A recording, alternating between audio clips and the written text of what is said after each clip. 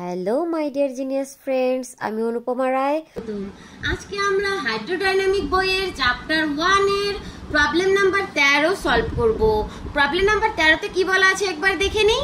একটি প্রবাহী কণার ত্বরণ নির্ণয় করতে বলা হয়েছে, যার প্রবাহ ক্ষেত্র দেওয়া আছে বা বেগ দেওয়া আছে, সেটা কি q = iax² yt plus j vector into by² zt plus k vector into czt²।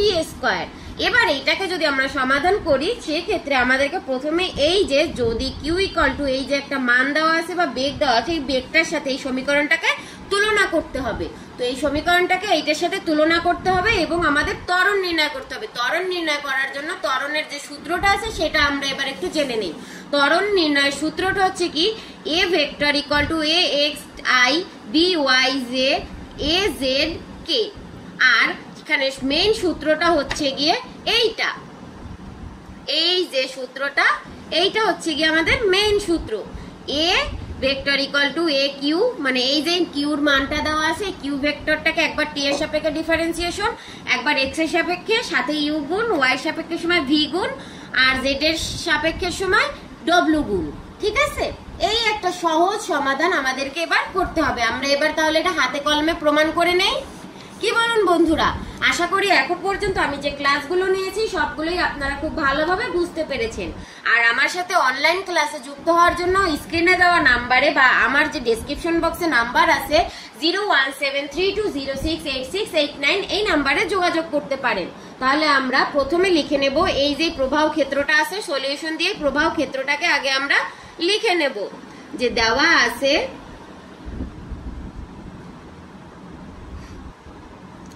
q vector = iax² yt plus j vector by² zt plus k vector czt²।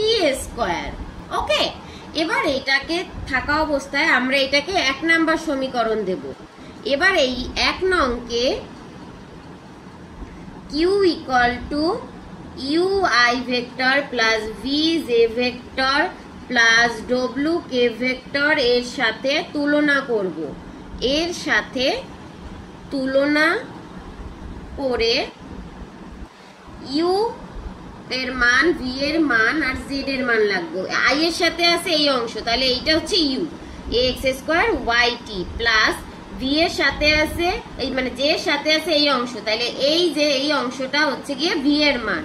তাহলে u এর মান বের হইলো, v এর মান বের হইলো, এবার থাকে কি w এর মান। তো w এর মান হচ্ছে k ভেক্টরের সাথে অংশ, তো k ভেক্টরের সাথে আছে এই অংশ, তাহলে এইটাই হচ্ছে কি w এর মান czt²। তো এই পর্যন্ত তো আমাদের হয়ে গেল। এবার আমরা ত্বরণের যে সূত্রটা একটু আগে বলেছি সেই সূত্রটা এখানে লিখে নেব। ঠিক আছে বন্ধুরা? তো আমরা এবার লিখব, ধরি প্রবাহী কণার ত্বরণ, প্রবাহী কণার ত্বরণ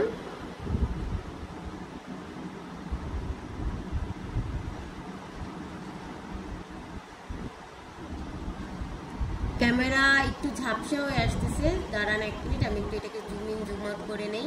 হ্যাঁ, এবার ঠিক দেখা যাচ্ছে। তো প্রবাহী কণার ত্বরণ হচ্ছে একে আমরা ধরে নিলাম প্রবাহী কণার ত্বরণ। তাহলে অতএব a vector = a q vector t এর সাপেক্ষে u এর সাপেক্ষে a q vector del x plus v এর সাপেক্ষে a q ভেক্টর, আর এখানে y, আর এখানে w এর জন্য a q ভেক্টর, আর এখানে a z। ওকে, এটাকে আমরা সমীকরণ নাম্বার দিব 2।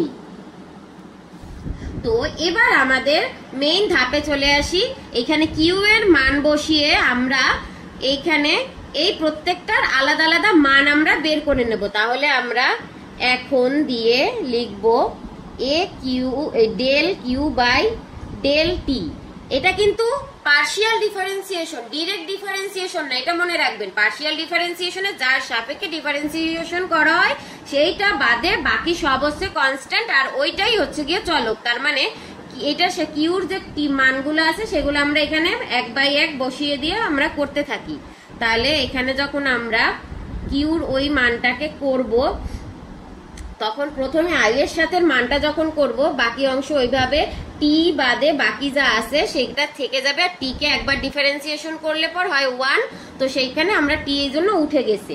তারপর জেডটা যখন করতেছি তখন বি ওয়াই স্কোয়ার টি স্কোয়ার ছিল, টি ছিল, তো সেইটা হচ্ছে গিয়ে এখানে রয়ে গেল।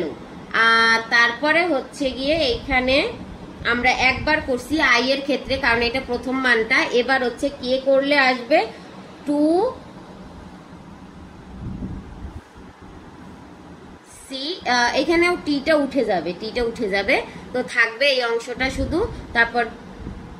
তারপরে হচ্ছে গিয়ে এখানে সি জেড, আর হচ্ছে গিয়ে এখানে টি স্কোয়ার ছিল যার জন্য হয়েছে পিছনে 2 আর এখানে টি। তো এই পর্যন্ত ঠিক আছে। এবার আমরা চলে যাব টি কিউ বাই, আর এখানে হচ্ছে যায় ডেল এক্স। এবার আমরা এক্স এর সাপেক্ষে করব। তো এক্স এর সাপেক্ষে যখন আমরা করি তখন আমাদের এইটা কি আসে, আই এক্স এর মান যেগুলো আছে সেইটার সাথে এক্স এর স্কয়ার ছিল যার জন্য হয়েছে 2x, আর ওয়াই আর টি এখানে রইলো আই ভেক্টরের সাথে। এবার হচ্ছে গিয়ে বাকি যা আছে তার ভিতরে কোনো জায়গায় হচ্ছে গিয়ে এক্স নাই, যার কারণে সেগুলো সব 0 হয়ে গেল। তো এই লাইনের মান হইল গিয়ে 2axy_t। এবার আমরা এইখানে ওয়াই সাপেক্ষে করব। তো ওয়াই সাপেক্ষে যখন আমরা করি তখন আমাদের মানটা কি আসে, এ এক্স এর যে এখানে একটা ওয়াই ছিল যার কারণে ওয়াই এর মান 1 হয়ে গিয়েছে। এরপরে দ্বিতীয় পদে আছে, তো দ্বিতীয় পদেরটা করলে হয় ওয়াই স্কয়ার ছিল, তাহলে 2y, আর বাকি যে মানগুলো আছে সেগুলো ওইভাবে বসে যাবে। তো এইটা যখন আমাদের হয় তারপরে আর বাকি মানটাই কিছু ছিল না, যার কারণে ওইটা 0 হয়ে গেছে। তো এবার আমরা করবো যায় জেড এর সাপেক্ষে। জেড এর সাপেক্ষে যখন করি তখন আমাদের কি আসতেছে, জেড এর সাপেক্ষে করলে জে আসতেছে, কারণ আই এর সাথে যে আই ভেক্টরের যে পদটা ছিল ওইটাই 0 হয়ে গেছে। আর জে এর সাপেক্ষে যখন ওয়াই জেড এর সাপেক্ষে করতেছি তখন এখানে একটা জেড ছিল যার জন্য জেডটা উঠে গিয়ে শুধুমাত্র বাকি যে ধ্রুবক পদগুলো আছে তাই বসে গেছে। আর এইখানেও একটা জেড ছিল, মানে জেড এর স্কয়ার ছিল, যার কারণে ওইটা 1 হয়ে গিয়েছে ডিফারেন্সিয়েশন করে, আর বাকি ধ্রুবক পদ বসে গিয়েছে। এবার আমরা 2 নং সমীকরণে এই মানগুলো বসাবো। 2 নং এ মান বসিয়ে 2 নং এ যখন মান বসাবো তখন আমাদের কি হবে, এইখানে এই মানটা তো যেমন আছে তেমন বসে যাবে, A X square Y plus J vector plus B Y square plus হচ্ছে গিয়ে k plus 2c Z T. তারপরে হচ্ছে গিয়ে এটা বসে গেল। তারপরে হচ্ছে গিয়ে যখন আমরা এই দ্বিতীয় মানটা বসাবো, তো ইউ আছে, ইউর মান আমরা এখানে প্লাস চিহ্ন দিলাম, আর ইউর মান জানি আমরা এ এক্স স্কোয়ার ওয়াই টি। তো তারপরে থাকে I 2a x y t। তারপরে যে মানটা থাকে সেটা হচ্ছে ভি এর যে মান আছে সেটা আমরা কি জানি, ভি এর মান হচ্ছে গিয়ে B Y square Z T. তারপরে এইটার সাথে ইনটু অবস্থায় আই এর এই মানটা আসবে, এই মানটা হচ্ছে গিয়ে কি, এই যে মানটা, এই যে দ্বিতীয় মানটা, এই মানটা বসবে আই ভেক্টর, এটা হচ্ছে গিয়ে আমি সেকেন্ড ব্র্যাকেট দিলাম, আর হচ্ছে গিয়ে আই এ এক্স স্কোয়ার টি, আর হচ্ছে